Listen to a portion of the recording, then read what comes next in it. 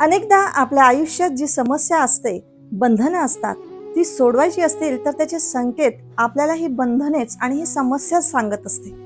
फक्त त्या समस्येकडे डोळे उघडे करून बघायला शिकायला हवं, जागरूकतेने पाहायला हवं. निसर्ग प्रत्येक वेळेला आपल्याला पुढचा मार्गक्रमण दाखवण्यासाठी दिशा दाखवत असतो. ती दिशा समजण्यासाठी, संकेत समजण्यासाठी जागरूक असायला हवं.